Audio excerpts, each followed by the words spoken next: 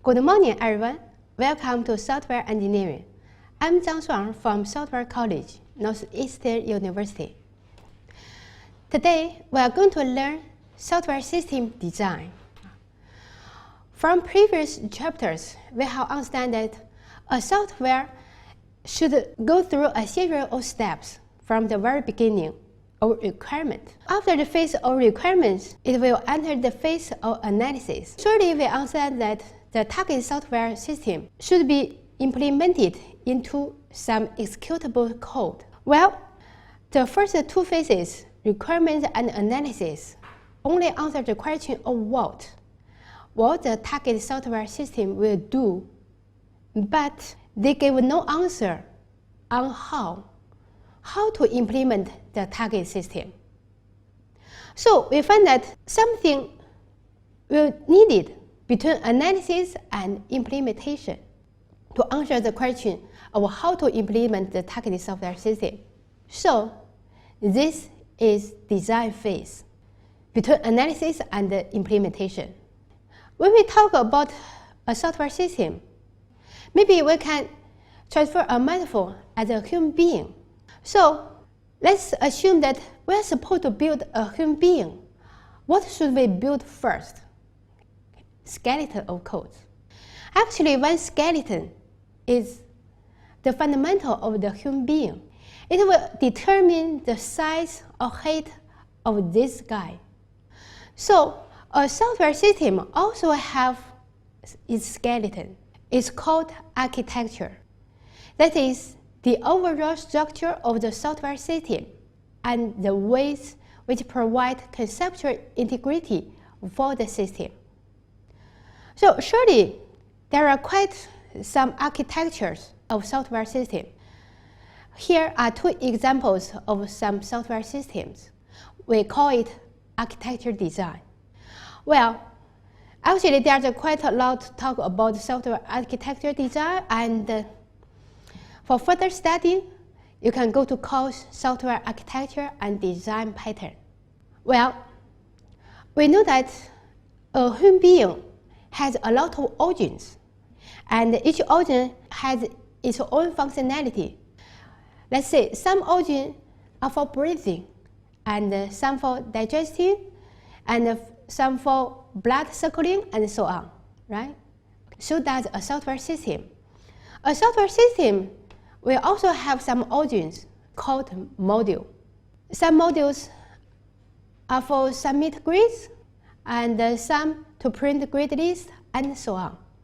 And each module should be function independent, and it should also be integratable. That means the origin can be integrated into a whole system. So the rules for modularization will include information hiding, high coherence, and low coupling. Actually, we have learned about this in the previous chapter. We know that a human being can learn things, can learn knowledge, and can store some information in our brain. Let's say, in my brain, there are some data or information or knowledge such as Northeastern University, or software engineering, or Java, or C++, and so on, right? Okay. So a system also needs its brain to store data and process data. It's called database. So that means a software system database is just like the brain of a human being. Database actually is supplied by some database suppliers. There are quite some kind of databases. Some are big, some are medium, and some are small. Big databases may include Oracle by Oracle Company, and DB2 by IBM, Informix and Sybase, and so on. And SQL Server by Microsoft is a medium database. And there are some other small databases such as MySQL or Postgre, and you know that both of them are free and accessed by Microsoft. And actually, I know that almost all of you has used such free databases, such as MySQL or Postgre and so on. When we talk about database, sometimes it also refers to the application system. That means the database created on the database server by the developer to store and process data. So that means Oracle or SQL Server or MySQL are just some database system or platform. And if you want to use it, you should create your own database on it. So that's your database application. Well, to design a database, okay, you have to design tables first. You know that the data in database is stored in tables. And the table structure is just the data store structure. And sometimes maybe you will need views and stored procedures for convenience. Surely the data in the base can be operated and processed, including querying, inserting, updating, and deleting. For further study, you can go to course database. So now you see that our cute people, this cute guy has got its skeleton and its brain and its organs. So what more is needed to construct him? It needs nerves and muscles. So that means only with nerves and muscles can the organs, skeleton, or brain work as a whole system. And in a software system, it is data structure and algorithm. So that means the data structure and the algorithm in a software system link all the components together to have them work as a whole system.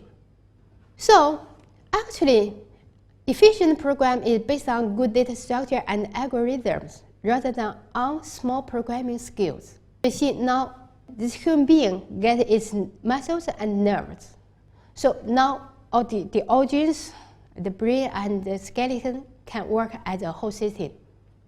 Actually, data structure and algorithm is quite complex. So for further studying, you can go to the course Data Structure and Algorithm. Okay, what have our little person got so far? He has got a skeleton, okay, its brain, its organs, its muscles and nerves, and what's more? He needs its own appearance. Everyone has its own unique appearance, right? Let's say, some people's hair is black and some's hair is yellow.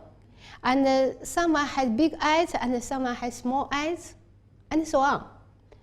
So, different appearance and its clothing will give different expression for other people. So that means one's appearance indicates its race, its intelligence, its profession, and so on. So a software system also needs its own appearance, that is the user interface. Each software system should have its own user interface. The criteria for user interface design include ease to use and beauty. You know, the software system is supposed to be used by some users. So to be easy to be used is very important. We can't imagine that a software difficult to use will become popular, right? And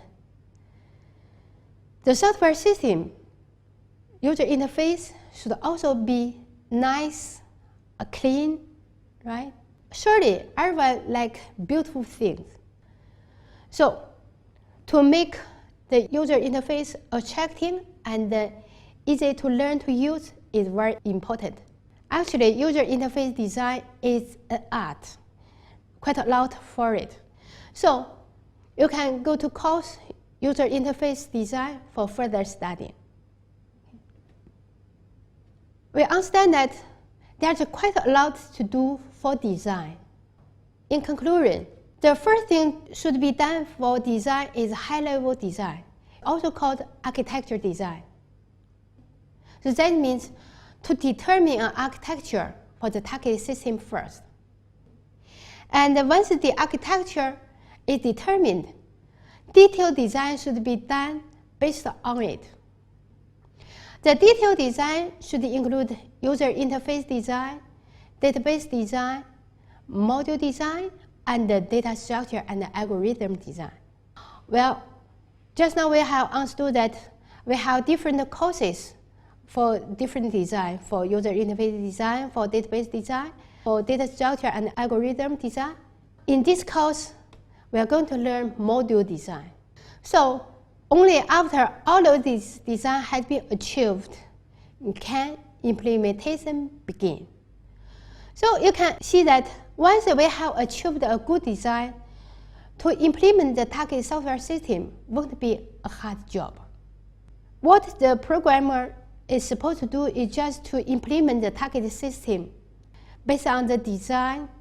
So what the programmers is supposed to do is just to implement the target software system in some suitable languages based on the high-level design and detailed design. So much for software system design. Thank you.